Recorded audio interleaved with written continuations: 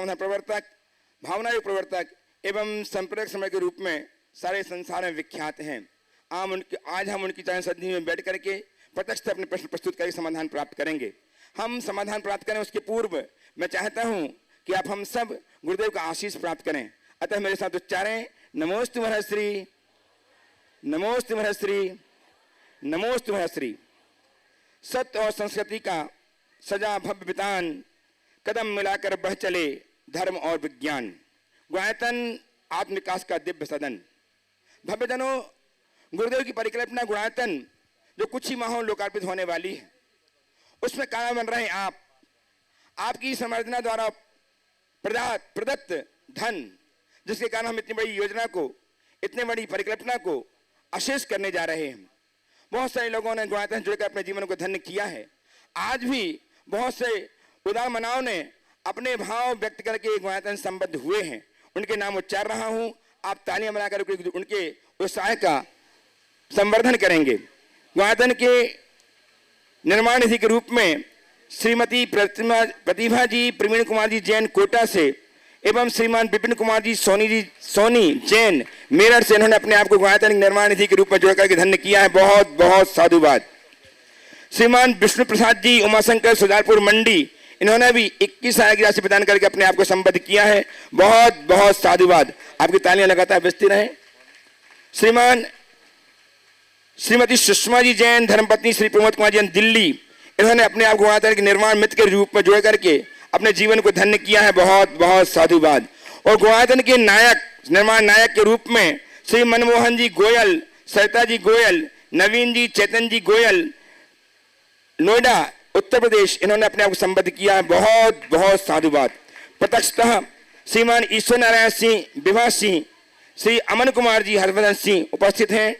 अपने स्थान में खड़े पटना से आज संबद्ध हुए गुणायतन से।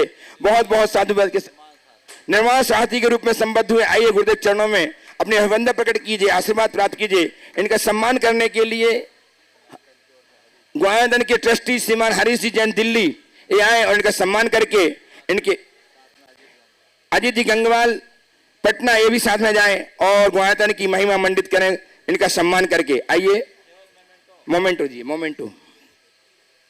हमारे बीच में आज श्रीमान रश्मिकांत जी शाह, जिन्होंने पंचकर्म प्रतिष्ठा के लिए पूजन द्रव्य के लिए 51,000 की राशि प्रदान करके जीवन को उन्नत किया है। बहुत बहुत साधुवाद। आए गुरुदेव चरणों अभिवंदना अर्पित करें, आशीर्वाद प्राप्त करें और इनका सम्मान श्रीमान कमेटी के श्रीमान अजीत जी,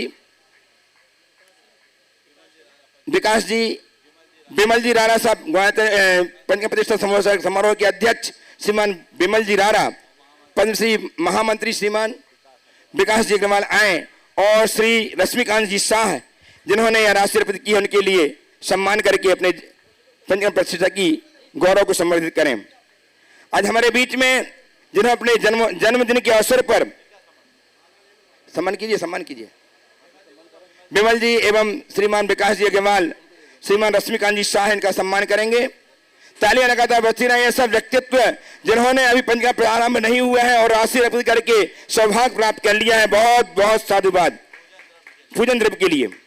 और आज अपने जन्म दिवस के अवसर पर भोजन की व्यवस्था, यहाँ जो व्यवस्था सुचारू चल रही है, इसमें जहां और पंचकर्म प्रतिष्ठा महोत्सव के मंडप उद्घाटन का सौभाग्य जिन्हें प्राप्त हुआ है, ऐसे श्रीमान विनोद जी पहाड़िया साहब आए, गुरुदेव चरण अभिवंदना करें, आशीर्वाद प्राप्त करें।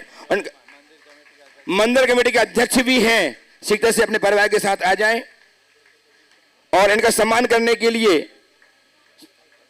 पदाधिकारी गण, सारे पदाधिकारी आ जाएं, पंचकर्म प्रतिष्ठा महोत्सव के पदाधिकारी गण आ जाएं, सम्मान करेंगे। तालियां लगातार बजती रहे। ऐसा व्यक्तित्व जिन्हें मंडप उद्घाटन करने का पहला सौभाग्य प्राप्त किया है। बहुत बहुत साधुवाद के साथ हम इनका सम्मान कर रहे हैं। और अब मैं प्रथम प्रश्न के लिए आमंत्रित कर रहा हूं श्रीमान प्रवीण कुमार जी जैन को। प्रवीण कुमार जी जैन उपस्थित हो अपना प्रश्न प्रस्तुत करने के लिए तैयार हैं। डॉक्टर प्रियंका जी जैन श्रीमती कांता जी जैन के साथ पहुंचाएं, माइक पहुंचाएं। तैयार रहेंगे श्री मानव जैन अपनी मम्मी बबीता जी के साथ पटना से। मानव जी, हाँ बधाई दे दिया, बोल दिया। बोलिए प्रवीण कुमार जी अपना प्रश्न। प्रवीण जी। नमस्ते गुरुवर। प्रवीण जी, श्रीमान प्रवीण जी उपस्थित हों प्रथम प्रश्न के लिए। तैयार हैं डॉक्टर प्रियंका जी श्रीमती कांता जी जैन के साथ। हेलो, नमोस्तु गुरुवर। हमारे बिहार से 22 तीर्थंकर मोक्ष गए हैं, फिर भी हमारे बिहार के राजपुत्र अभी जिन शासन भगवान महावीर का है, फिर भी यहाँ पर जैन मतावलंबी बेहद कम है। काहे कि वो राजपुत्र थे, तो जिन शासन उस समय भगवान महावीर के पिता का या उन लोग का था, तो क्या वजह है कि यहाँ पर अभी भी हिंसा फैल रही है, उसके बावजूद भी यहाँ जैन मतावलंबी बहुत कम है। ओम देखिए, बहुत ही महत्वपूर्ण सवाल आपने उपस्थित किया है। ये बात सच है कि ये बिहार प्रदेश जैन संस्कृति का केंद्र रहा है। 24 में से 22 तीर्थंकरों की निर्वाण भूमि होने के कारण इस प्रदेश का अतिरिक्त महत्व होता है। और शासन नायक भगवान महावीर का तो जन्मस्थली से लेकर निर्माण स्थली तक सब यही क्षेत्र रहा। आपने पूछा है कि यहाँ जैनियों की संख्या कम क्यों। अगर मैं शास्त्रीय दृष्टि से उत्तर दूं तो ये कहूँगा, ये सब काल का कुप्रभाव है। सम्राट चंद्रगुप्त के 16 सपनों में एक स्वप्न था कि तालाब मध्य में सूखा और चारों तरफ कमल खिले, जिसका फल ये प्रकट हुआ था कि पंचम काल में धर्म के मूल तीर्थों में धर्म नहीं होगा, सुदूर दक्षिण की ओर होगा। एक कारण तो ये शास्त्रीय है। अब अगर हम दूसरे दृष्टि से विचार करें तो पाते हैं हमारे देश की राजनीतिक स्थितियां बनती बदलती रही, बिगड़ती रही। जिस समय भगवान महावीर का सद्भाव था, उस समय इस देश में बहुसंख्यक लोग जैन धर्मावलंबी थे। नंद राजाओं तक जैन धर्म का बोलबाला था। उसके बाद सम्राट चंद्रगुप्त मौर्य हुए, वो भी जैन थे।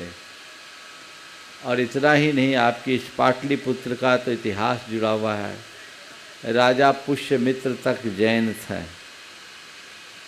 और इस मगध को कलिंग से संबद्ध कर लेने वाले कलिंग चक्रवर्ती सम्राट एल खारवेल भी जैन राजा थे। समय का प्रभाव कुछ उल्टा पड़ा। हमारे देश में बहुत सारी विदेशी ताकतें आईं। हमारे यहाँ के राजाओं की शक्ति कमज़ोर हुई। शक, यवन और हूणों का भारत में आगमन हुआ और वहाँ से जैन धर्म का पतन शुरू हुआ। फिर भी गुप्त काल तक जैन धर्म काफ़ी फलता फूलता था। ऐसा बताया जाता है कि 8वीं शताब्दी तक भारत की बहुसंख्यक आबादी जैन धर्मावलंबी थी। उसके बाद की राजनीतिक उथल पुथल ने जैनों का सर्वनाश किया। हमारे मंदिरों का ध्वंस किया गया। हजारों हजार मुनियों का सामूहिक कत्लेआम किया गया। शास्त्रों की होलियां जलाई गई। ये हम सब के इतिहास का गंदा पृष्ठ है। इसके कारण जैनों का सद्भाव कम हो गया। इस क्षेत्र में कभी जैन रहते थे। जैन धर्म के प्रवर्तकों का आवागमन बाधित होने से उनका संबंध टूटा और वो धीरे धीरे धीरे जैन धर्म से विमुख हो गए। आज भी उदाहरण के तौर पे झारखंड, बंगाल और उड़ीसा के क्षेत्र में हजारों लोग ऐसे हैं जिन्हें आप सराक जैन के नाम से जानते हैं। सराक शब्द श्रावक का ही अपभ्रष्ट रूप है और वे सब मूलतः जैन धर्मावलंबी थे।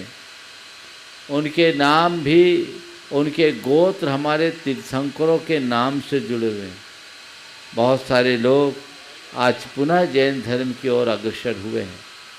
लेकिन समाज का पतन इस तरीके से होता रहता है। तो ये बहुत सारे ऐसे कारण हैं जिनके कारण आज इस क्षेत्र में जैनों का अभाव दिखता है। जो जैन थे वे धीरे धीरे धीरे जैन धर्म से विमुख हो गए। बहुत सारी जातियां विलुप्त हो गई। वर्तमान में यहाँ जितने भी जैन हैं वे प्रायः राजस्थान से आए हुए जैन हैं, और ये अकबर के ज़माने में आए हुए जैन, समझ गए। और उस समय से इधर आगमन शुरू हुआ।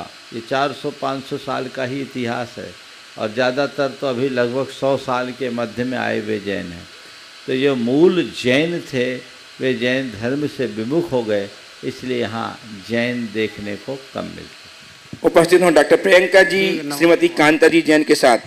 तैयार हैं श्रीमान मानव जी जैन, पौत्र नंदलाल जी पहाड़िया अपनी मम्मी बबीता जी के साथ पटना से तैयार रहेंगे। प्रियंका जी उपस्थित हो? नहीं है? सीखता कीजिए। हाँ बोलिए। गुरुदेव के चरणों में ना बारंबार नमोस्तु। मेरे पूरे परिवार की तरफ से नमोस्तु नमोस्तु नमोस्तु। मेरी जिज्ञासा ये है महाराज श्री, मैं जॉइंट परिवार से हूँ, जॉइंट परिवार में रहती हूँ। मेरा सारा समय परिवार की देखभाल में चला जाता है। इस परिवार की देखभाल करते हुए भी मैं धर्म, ध्यान और मोक्ष मार्ग की तरफ प्रशस्त कैसे करूँ? देखिए, परिवार की जिम्मेदारी निभाना भी अपना धर्म मानिए, पहला काम। प्रायः लोग पारिवारिक जिम्मेदारियों को बोझ मानने लगते हैं और उन्हें लगता है कि ऐसा करते करते मेरा जीवन व्यर्थ जा रहा है। मैं समझता हूँ ये बातें पूरी तरह ठीक नहीं। हम अगर अपने इतिहास को पलट कर देखते हैं तो हमारी संस्कृति में बहुत सारे राजा महाराजा हुए। हमारे 24 के 24 तीर्थंकर राजकुलों में उत्पन्न हुए, सबने राज्य किया। और जिस समय वे राज्यासीन हुए, राज धर्म का निर्वाह किया, 24 घंटे राज काज में निरत रहे और राज धर्म को ही अपना धर्म माना। उसमें जितना बन सका गृहस्थोचित कर्तव्यों का पालन करते रहे और गृहस्थ धर्म का अनुकरण करते हुए आगे बढ़े। पर अंत में जैसे ही उन्हें लगा कि हमारी संतान सुयोग्य हो गई है, वो अपने पैरों पर खड़ी है, तो उन्होंने सारा दायित्व संतान के कंधों पर रखकर खुद दीक्षा अंगीकार किया और अपनी आत्मा का कल्याण किया। पहले कर्म में लगे, अब धर्म में लग गए। ये इतिहास है, अभी पूरा उत्तर नहीं हुआ, हड़बड़ नहीं करो। ये इतिहास है। तो आप सबसे मैं ये कहता हूँ, गृहस्थी में हो तो अपने कर्तव्यों का अच्छे से निर्वहन करो। ये मत सोचो मैं फंस गई। ये जपने से कुछ नहीं होगा। हाँ, गृहस्थी में कर्तव्य का पालन करो, पर गृहस्थी को ओढ़ो मत। जब लगे कि अब मेरा काम हो गया, मेरे बिना भी काम चल सकता है, तो छलांग लगाओ, उड़ान भरो, आगे बढ़ो, तब तर पाओगे। पर आप लोग हो जो उड़ान के समय में और धंसते जाते हो, इसलिए फंसते हो, फिर रोते हो। अपने जीवन की जिम्मेदारियों का निर्वाह कीजिए। और हमारे यहाँ जो 4 आश्रम की व्यवस्था है, यदि उसके अनुकूल अपना जीवन जिए तो कहीं कोई कठिनाई नहीं। समझ गए? अब मैं आपसे कहूँ आप गृहस्थी में हो तो छोड़ो गृहस्थी की मोह माया, तुम तो मंदिर में ही बैठे रहो। मैं ऐसा उपदेश कभी नहीं देता। मैं तो कहता हूँ गृहस्थी में भी इस तरीके का जीवन जियो कि तुम्हारे भीतर किसी मंदिर का दर्शन हो सके। अपने जीवन में सहजता, क्षमता, सरलता और सकारात्मकता को विकसित करते हुए यदि आप करें तो निश्चित वह जीवन की एक बड़ी उपलब्धि बन सकती है। कांता जी उपस्थित हों, साथ में है? नहीं है? मैं बोल ही रही हूँ, मैंने अच्छा, पूछा ये। उपस्थित हों श्रीमान नंदलाल जी की पहाड़िया के पौत्र मानव जी जैन अपनी मम्मी बबीता जी के साथ पटना से। जल्दी कीजिए।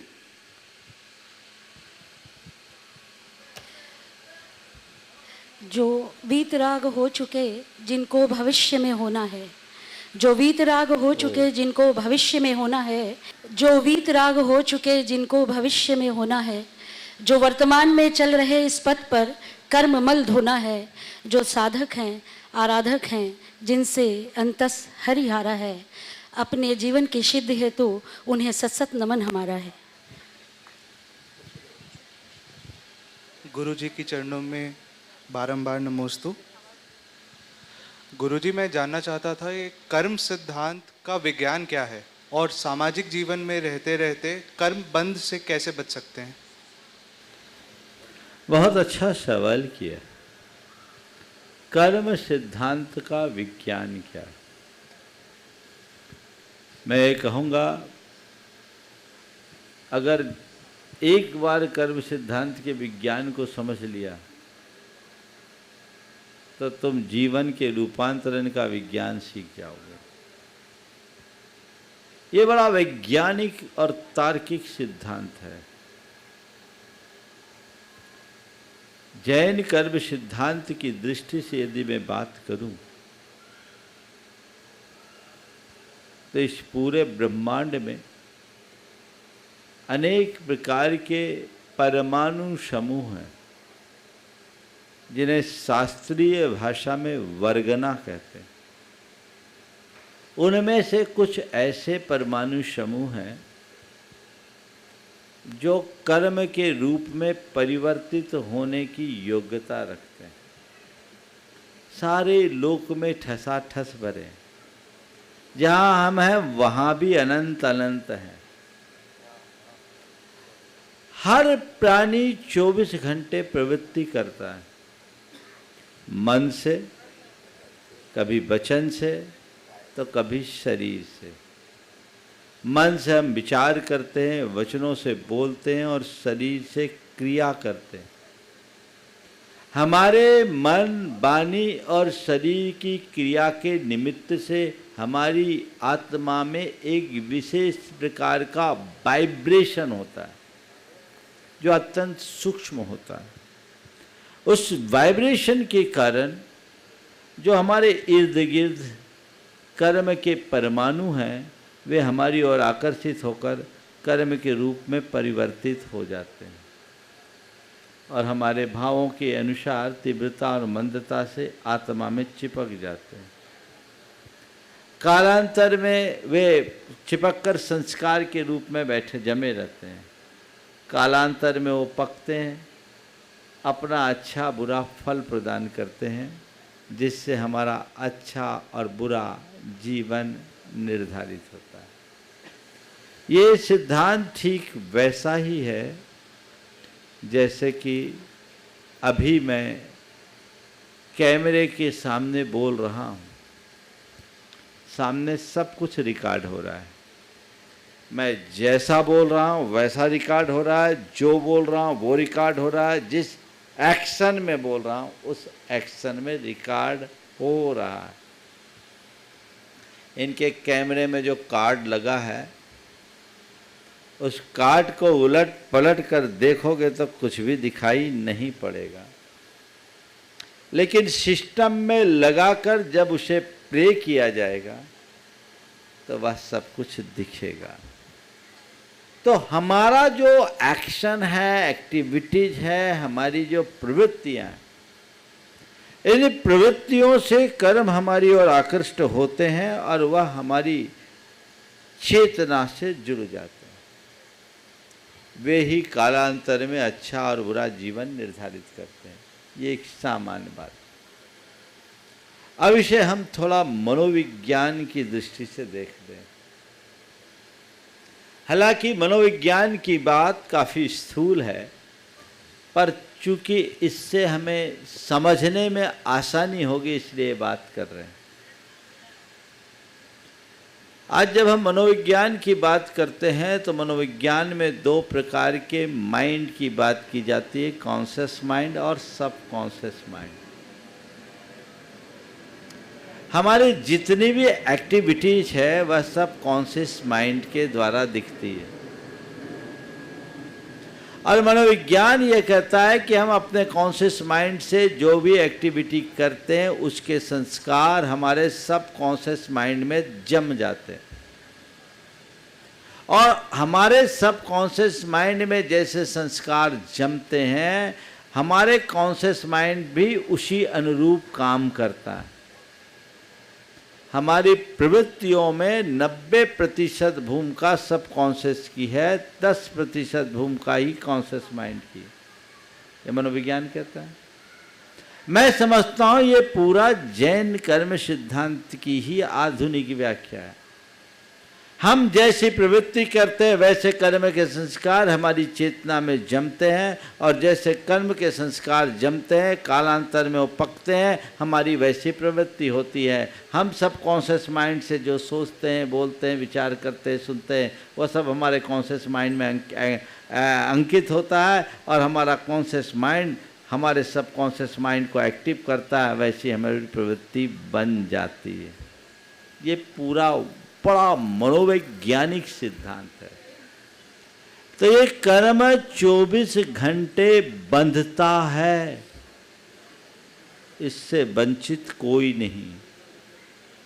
अब आपका सवाल होगा, मैं थोड़ा विस्तार से उत्तर दे रहा हूं, ये कर्म सिद्धांत पर एक दृष्टि लोगों तक पहुंचेगी। सवाल ये हो सकता है कि इसका अनुभव कैसे हो। मुझे कर्म बंधा, मैंने कर्म झड़ाया, मैंने पुण्य बांधा, मैंने पाप धोया, इसका आभास कैसे हो। आप लोगों को कभी हुआ आभास किसी को कर्म बांधने का, पुण्य बांधने का, पाप बांधने का? एक बहन जी मुंडी हिला रही है, हुआ है ना? कैसे होगा आभास? इसका आभास हम अपने अनुभवों से कर सकते हैं। हमारे अंदर जो कर्म बंधता है उसके मूल में हमारे भाव है। जब अच्छे भाव होते हैं तो अच्छे कर्म बंधते हैं, बुरे भाव होते हैं तो बुरे कर्म बनते हैं। जब अच्छे भाव होते हैं तो संतुष्टि का भाव होता है, और जब बुरे भाव होते हैं तो क्लेश और आकुलता का भाव होता है। दूसरे शब्दों में कहें तो संतुष्टि और अहोभाव में हम अच्छे कर्म बांधते हैं, और क्लेश और आकुलता में हम बुरे कर्म बांधते हैं। तो एक कुंजी दे रहा हूँ, जब मन में अहोभाव, आंतरिक प्रसन्नता और संतुष्टि का अनुभव हो तो समझना मैं पुण्य का बंध कर रहा हूँ।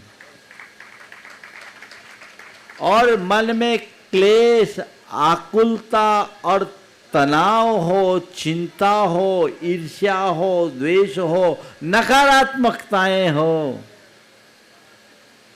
तो समझना मैं पाप का बंध कर रहा हूं। समझ गए?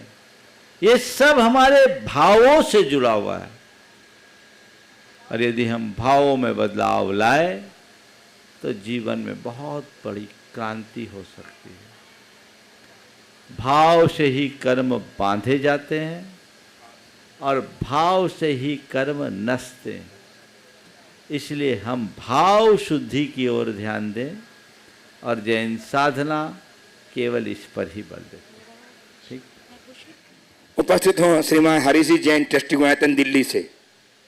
हरि सिंह जैन, और तैयार हैं श्रीमान ईश्वर नारायण सिंह जी लोहानीपुर पटना से, जो गुणायतन से संबद्ध हुए। लोहानीपुर। मेरे आराध्य गुरुवर श्री के चरणों में मेरा और मेरे परिवार का नमोस्तु नमोस्तु नमोस्तु। महाराज श्री, शंका तो नहीं है। आज एक दुखद समाचार मिला दिल्ली से। हमारे ट्रस्टी गौरव जैन जी दिल्ली से हैं, जो कि गुणायतन परिवार में हैं ट्रस्टी। उनके पिताश्री का कल रात को देहावसान हो गया। वो आपके दुख की घड़ी में आपके आशीर्वाद की भावना रखते हैं। तो कुछ आप देखो भाई, जीना मरना तो लगा ही हुआ। रोज लोग जन्म लेते हैं, मरते हैं, ये जीवन की एक बड़ी सच्चाई। लेकिन अचानक किसी व्यक्ति का हमारे बीच से बिछोह हो जाता है तो निश्चित वो दुखदाई होता है। पर ऐसी घड़ी में मैं गौरव, जो गुनायतन से बहुत वर्षों से जुड़े हैं, संरक्षक भी रहे, उनके पिताजी भी उसे हमेशा प्रेरित करते रहे, जी महाराज, मैं उसके पूरे परिवार को आशीर्वाद देना चाहूँगा कि इस घड़ी में अपना धैर्य बनाए रखें और एक बात ध्यान रखें, काल बली सबसे बली है।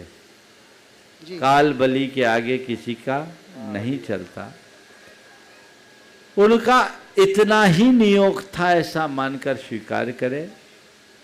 ऐसे निमित्त को शोक का कारण बनाने की जगह वैराग का निमित्त बनाएं और मोह भाव में जीने की अपेक्षा ज्ञान भाव का आश्रय लें। अगर हमारा कोई प्रिय परिजन हमारे बीच से बिछुड़ता है तो उसके बिछोह में आंसू बहाने से कोई लाभ नहीं। यदि सच्चे अर्थों में उनके प्रति तुम्हारी श्रद्धा और लगाव है तो उनके आदर्शों का अनुकरण करो, यही सबसे अच्छा लाभ है। उस दिशा में आगे बढ़कर धर्म ध्यान के साथ अपना जीवन आगे बढ़ाएं। मेरा पूरे परिवार को आशीर्वाद। उपस्थित हों श्रीमान ईश्वर नारायण सिंह जी, विभा सिंह जी लोहानीपुर पटना से। तैयार हैं श्रीमान राजेश कुमार जी शाखुनिया पटना।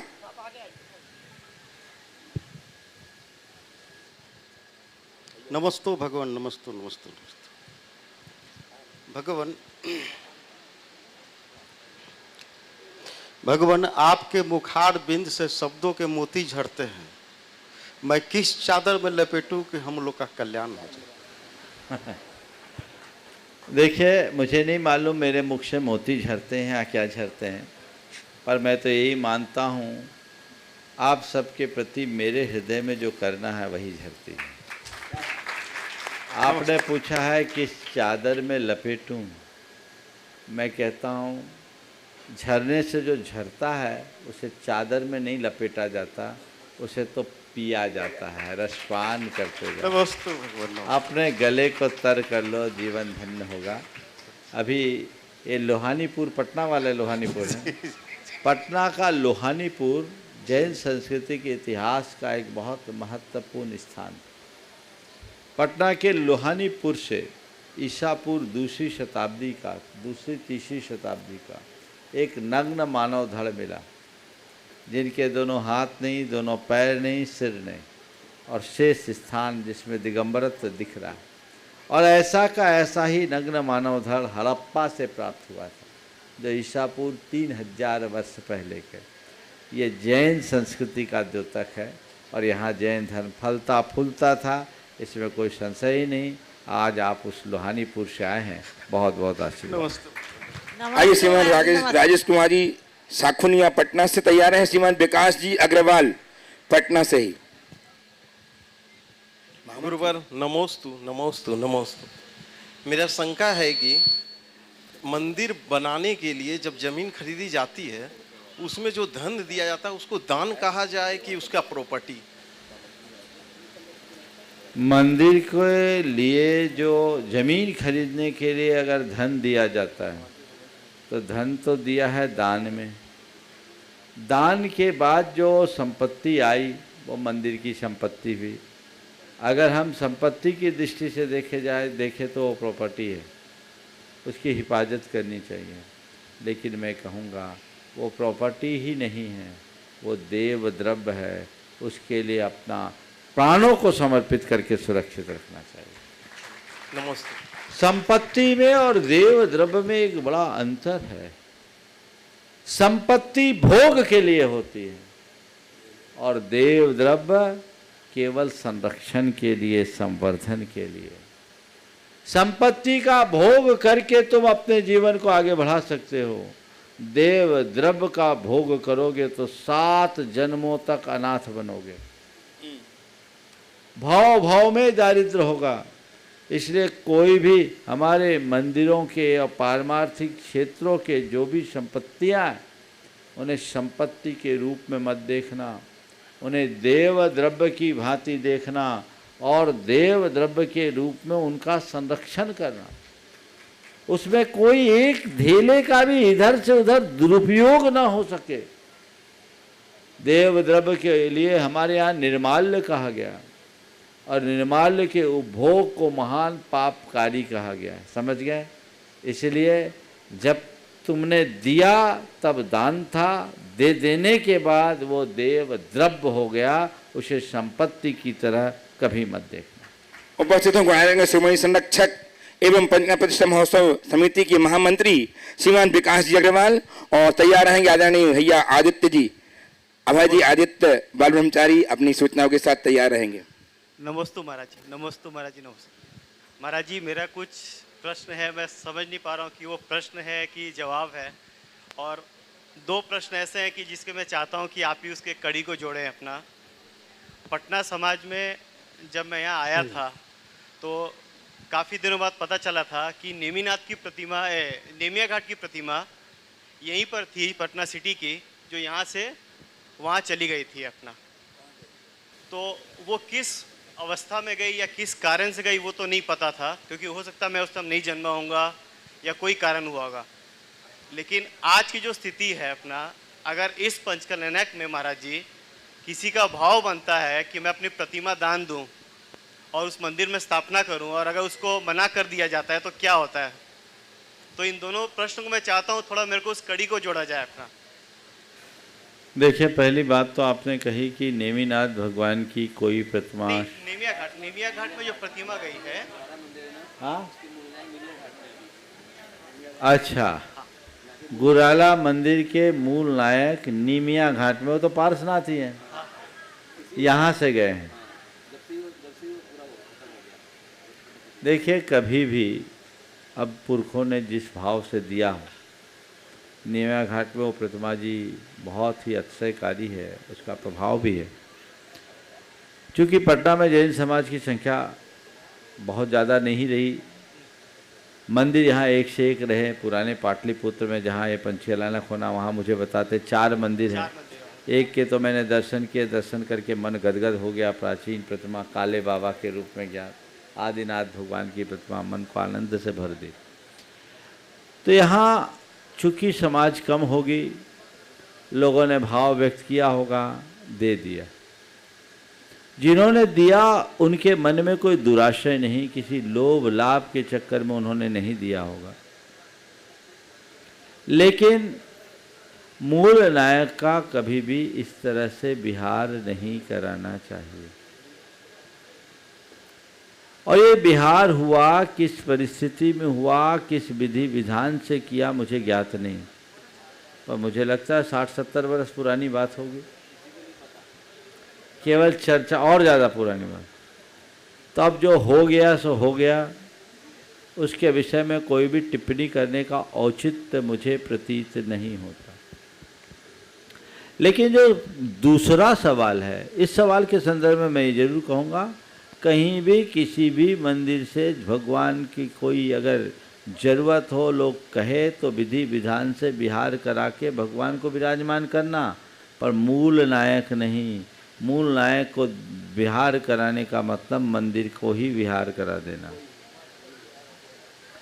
अगर किसी परिस्थिति में ऐसा होता है तो पूरे मंदिर का विसर्जन हो जाता है, ऐसा नहीं होना चाहिए।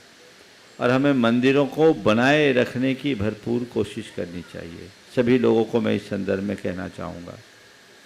अब जो दूसरा सवाल है, कहीं किसी को भगवान विराजमान करने की भावना हो और समाज उसे अनुमति न दे तो किसे दोष लगेगा? देखो भाई, भगवान विराजमान करने के लिए रोकना तो तीव्र अंतराय है, लेकिन ऐसा मैं विधान कर दूं कि मत रोको तो मंदिरों में जगह ही नहीं बचेगी। मंदिरों में वेदी होती है छोटी और भगवान हो जाते बहुत। 3 की सीट में 8 को बैठे देखा मैंने।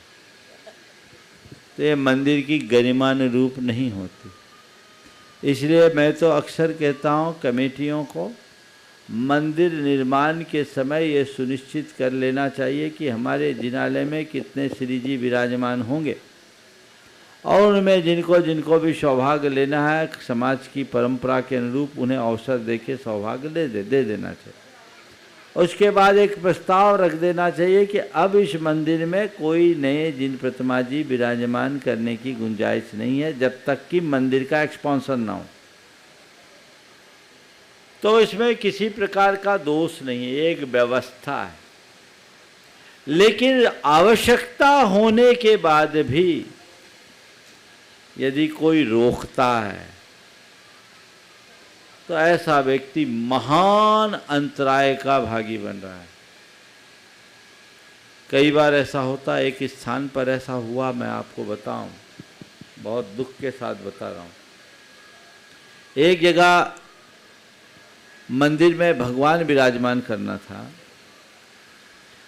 और जो व्यक्ति भगवान को विराजमान करने जा रहा था, चाहता था, वहां का अध्यक्ष उसका विरोधी था। सामने वाला बहुत उदार भाव से भगवान विराजमान करने का भाव रखा, अध्यक्ष बोलता उसको नहीं विराजने देंगे। भैया भगवान विराज रहे कि उसको विराज रहे? वो नहीं विराज सकता, चाहे जो हो जाए, उसको नहीं विराजने देंगे। क्योंकि अध्यक्ष था, उसका अपना प्रभाव था, मन में कषाय थी, उसने टिकड़म लगाकर उसको विराजने नहीं दिया। हमें नहीं मालूम था, ये तो बाद में जब हम गए वहाँ तब की बात है, हमारे सामने की बात नहीं है। शायद हम सामने होते तो समझा बुझा के कोई रास्ता निकालते। उसने भगवान विराजमान करने से रोका।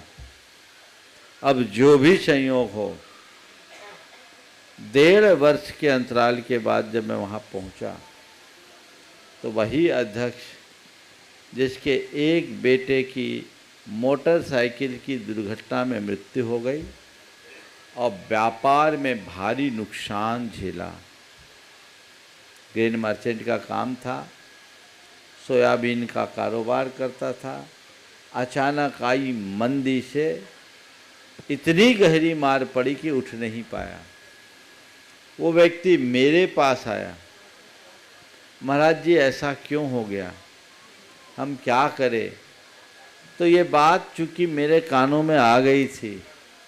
मैंने कहा भैया कोई कर्म बांधता है, थोड़े देर से फल मिलता है, तेरे कर्म का फल तेरे को तुरंत मिल गया। तेरी दुर्गति का प्रबंध तूने खुद ने किया अपनी कसाई के आवेश में आकर। कसायाविष्ट होकर कोई काम मत करो। हम बहुत सारे धार्मिक जनों में देखते हैं, धर्म और समाज के कार्य में अग्रणी होते हैं, लेकिन मन में ये जो क्षुद्रताएं उनको पुष्ट करते रहते हैं। वो भूल जाते हैं कि मेरी ये कसाई मेरा कितना पतन कराने वाली है। कर्म किसी को नहीं छोड़ता, इस भाव में या भवांतर में भोगना तो पड़ेगा। इसलिए मन साफ रख के चलो, स्वच्छ रख करके चलो, तो कहीं कठिनाई नहीं होगी। तो मैंने दोनों बात बता दी, जानबूझकर रोकना मत, और व्यवस्था के निमित्त रोकते हैं तो कोई बाधा नहीं। अब आपको बताऊं, एक बार भीड़ हमारे चौके में बहुत होती है, दरवाजा में खड़े रहते हैं लोग, लोगों को रोकते हैं। तो एक बहन जी ने कहा तू बड़ा पापी है, अंतराय का बंद होगा। अब वो बेचारा खड़ा हो गया और रोने लगा, महाराज मेरे को तो अंतराय का बंद होगा, इस तरह से मैं रोज़ खड़े होता हूँ, तो इसका पाप। हम बोले बोलो कि अगर मैं यहाँ खड़ा नहीं होऊंगा तो भगवान महाराज को रोज़ अंतराय होगा। तुम कह रही हो महाराज तुम्हें अंतराय का बंद होगा, हम महाराज कहते हैं हमें निरंतराय आहार कराने का पुण्य होगा। निरंतराय आहार कराने का पुण्य होगा, क्योंकि वो व्यवस्था में खड़े। वहाँ से हट जाए तो महाराज को रोज अंतराय है, क्या चाहते हो? तो यहाँ क्या हुआ, वो आपको रोकने के लिए नहीं रोक रहा है। हाँ, वो उसको अंतराय बंधेगा कब, जब देख लिया इसको तो नहीं घुसने देना, टारगेट बना लिया तो गया काम से। और एक सहज व्यवस्था से व्यवस्था कर रहा है तो कोई दिक्कत नहीं है। इसलिए इस तरह की बातों को बहुत व्यापकता से समझना चाहिए। आमंत्रित करता हूँ बाल ब्रह्मचारी प्रतिष्ठादार भैया अभय जी को पंचम प्रतिष्ठा की विशेष सूचनाओं के साथ बोले आचार्य श्री विद्यासागर जी महाराज की आवाज कम आ रही है। बोले परम पूज्य मुनि श्री प्रमाण सागर जी महाराज की जय जय आवाज कम आ रही है। बोले परम पूज्य मुनि श्री प्रमाण सागर जी महाराज की जय जय जय। बोले परम पूज्य मुनि श्री अरह सागर जी महाराज की।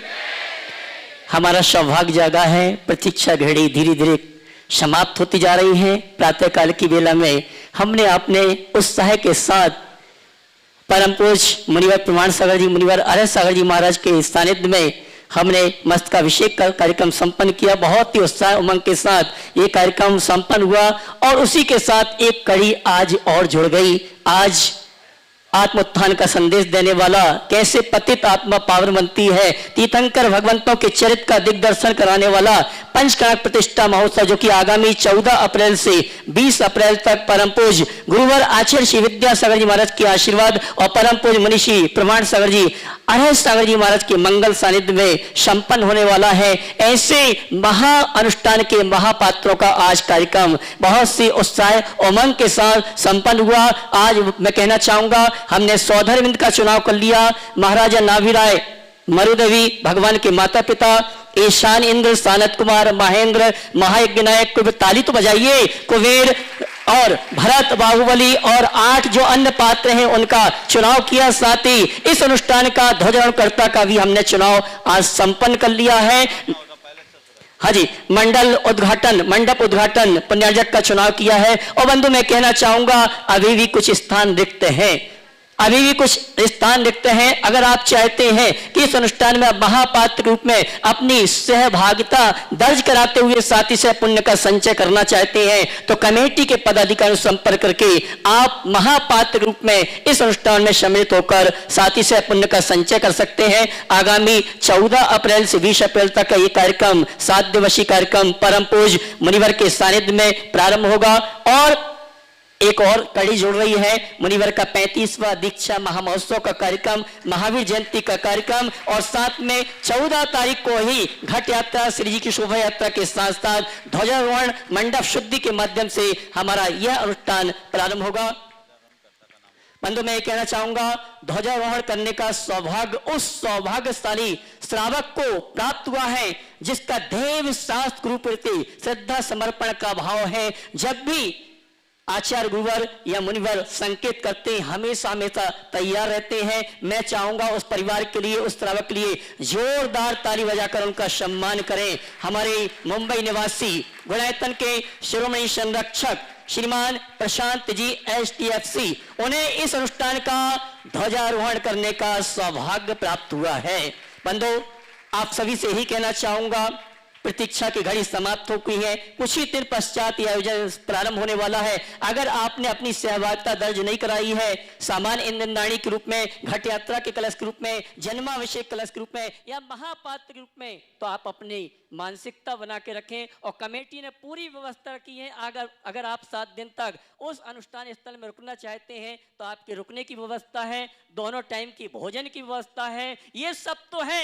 लेकिन परम पूज्य मुनिवर प्रमाण सागर जी अरह सागर जी महाराज का सानिध्य और आशीर्वाद आपको हमेशा हमेशा प्राप्त होता रहेगा। मैं पुनः आह्वान करना चाहूंगा और जिनवाणी चैनल, प्रमाणिक ऐप, पारस चैनल, आदिनाथ चैनल के माध्यम से जो इस कार्यक्रम को देख और सुन रहे हैं, इस सूचना को सुन रहे हैं, अगर वो चाहते हैं इस अनुष्ठान में कुछ ना कुछ रूप में सहयोग प्रदान करना चाहते हैं, पारस चैनल और प्रमाणिक ऐप में जो नंबर चल रहे हैं उन नंबरों में संपर्क करके आप अपना सहयोग प्रदान करके घर बैठे साथ ही से पुण्य का संचय कर सकते हैं। आज मुनिवर का संघ का समाधान का कार्यक्रम यहाँ संपन्न हो रहा है। कल प्रातः काल की वेला में मुनिवर का यहाँ से बिहार होगा मीठापुर दिगंबर जैन मंदिर, वहाँ पर प्रातःकालीन मंगल प्रवचन होंगे, सायंकालीन संघ का समाधान का कार्यक्रम होगा और कल प्रातः यह संघ का समाधान के बीच में हम जो महापात्र बने हैं सौधर्म भगवान के माता पिता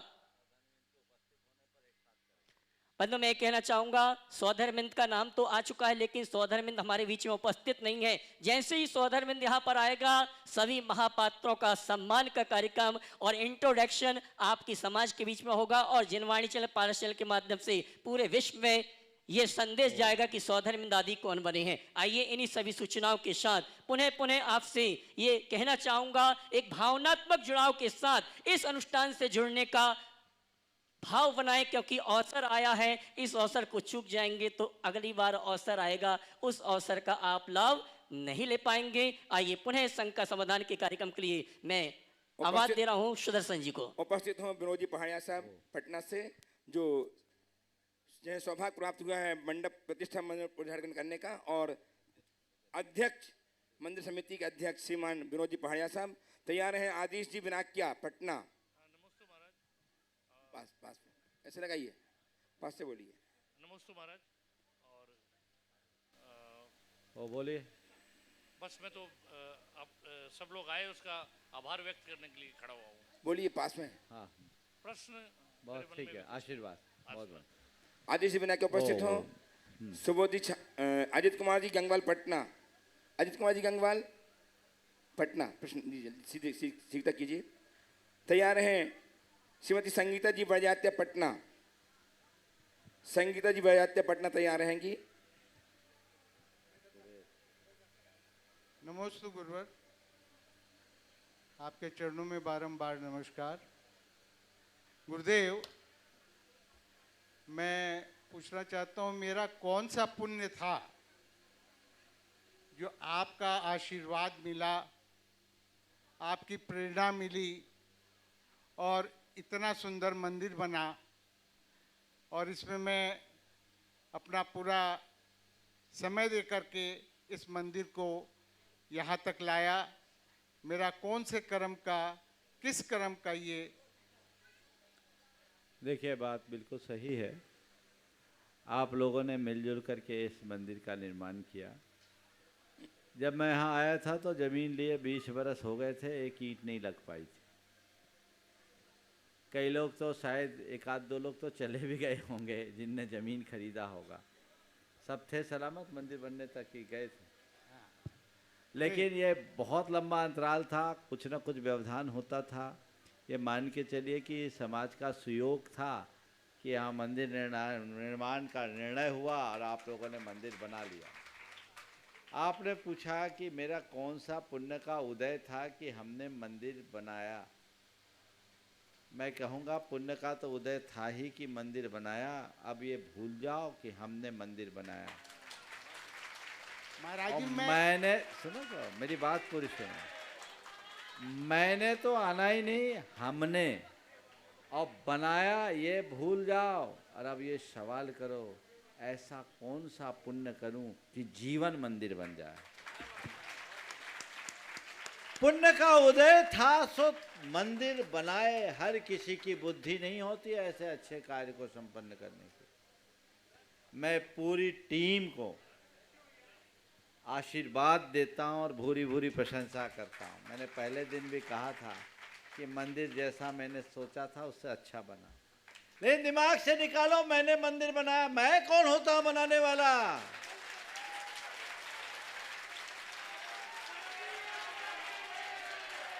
मैं मंदिर बनाने में निमित्त बनकर अपने भाग्य को सराहा हूं, अपने जीवन को तारा हूं। ये मैं केवल अजित के लिए नहीं बोल रहा हूं, सबके लिए बोल रहा हूं। एक संकल्प लो। आज सुबह बोल रहे थे ये भगवान इनके हैं। अरे भगवान तेरे कैसे हो गए? भगवान तो भक्तों के हैं। ये बेदी मेरी है, तेरी कहाँ? बेदी तो भगवान की है। भगवान विराजमान करने का सौभाग्य तुम पा सकते हो, बेदी बनवाने का श्रेय तुम पा सकते हो, मंदिर के निर्माण में योगदान दे सकते हो। लेकिन मंदिर तुम्हारा नहीं हो सकता, बेदी तुम्हारी नहीं हो सकती, भगवान तुम्हारे नहीं हो सकते। ये बात अच्छे से रखो। और मैं हर जगह जहां हमारे सानिध्य में प्रतिष्ठा होती है, जिस दिन प्रतिष्ठा होती है ना, उस दिन सारे पुण्यार्जकों को प्रतिज्ञा दिलाता हूं कि आज के बाद कभी नहीं कहना जे हमने विराजे। हम तो तर गए, अपने आप को तारने के लिए किए, नाम के लिए थोड़ी। ये सोच होनी चाहिए। इसी तरह मंदिर आदि की जो भी व्यवस्थाएं हैं, उन व्यवस्थाओं को सुचारू करने चाहिए, पर उसमें मालकियत नहीं होनी चाहिए, किसी की बपौती नहीं होनी चाहिए। हमारे देश में, मैं पटना के लिए नहीं बोल रहा हूं, मैं ये जो बोलता हूं पूरे देश के लिए बोलता हूं, जो मुझे सुनते उनके लिए बोलता हूं। कभी भी किसी भी ट्रस्ट का प्रबंध तुम्हारे हाथों में आए, जुड़ना, पर पीढ़ी दर पीढ़ी के लिए कभी मत जुड़ना। और आज जिस तरह की सामाजिक संरचना दिख रही है, उसे देखकर तो ये भी नहीं कहा जा सकता कि तीसरी चौथी पीढ़ी जैन रहेगी कि नहीं। पीढ़ियां चढ़ती उतरती है, समाज हरी भरी होती है। इसलिए मंदिर की व्यवस्था पीढ़ियों से नहीं, समाज से होनी चाहिए। ये व्यामोह छोड़ो, ये हमारी जागीर नहीं है, ये हमारी श्रद्धा का आयतन है। जिसके हृदय में श्रद्धा होगी वही इसका प्रबंध करेगा। मैं ट्रस्टी हूं तो तुम क्या भगवान के बाप हो? क्या है ट्रस्टी? ये सोच निकालो। अगर ऐसा स्वामित्व की बुद्धि तुम्हारे मन में आती है तो अनपेक्षित पाप तुमसे जुड़ सकता है। इसलिए इसे तत्काल संशोधन करना चाहिए। हाँ, हर मंदिर का एक ट्रस्ट होना चाहिए और उसकी व्यवस्थित ट्रस्ट डीड होनी चाहिए, ताकि उस मंदिर की संपत्ति का रखरखाव ठीक हो सके और उसकी परंपरा को अक्षुण्ण बनाया रखा जा सके। उसमें कोई ढील नहीं होनी चाहिए। लेकिन मन में ऐसा नहीं। आज थोड़ी देर पहले जब मेरे कमरे में कुछ लोग बैठे थे तो मैंने एक बात कही थी कि देखो कितना बड़ा बुरा हाल है हमारी समाज का। घर में बेटों के आगे नहीं चल रही। बेटा बहू सब व्यवस्था अपने हाथ में ले लिया और देने को तैयार है और कहते मारो छोड़ो अच्छो कर रही हो है, उनको सौंपने को तैयार। लेकिन बुढ़े हो गए 80-80 साल के, समाज के किसी नौजवान को काम देने के लिए तैयार नहीं। यहां कब्र में पांव लटकने के बाद भी लदे रहते हैं, हिलने की भावना नहीं। समाज की नई पीढ़ी को यदि आप अवसर नहीं देंगे तो हमारी समाज का क्या होगा? मैं कहता हूं, मंदिर में अगर केवल बूढ़े रहेंगे तो धर्म बूढ़ा हो जाएगा। धर्म को जवान बनाए रखना है तो जवानों को जोड़ो। बदलाव चाहिए। तुम अपने घर में नहीं चला पा रहे पर समाज में चलाना चाहोगे, ये एक गलत सोच है। ये वैक्यूम पूरे देश में है। आज अजीत भाई ने पता नहीं कैसे निकाल दिया,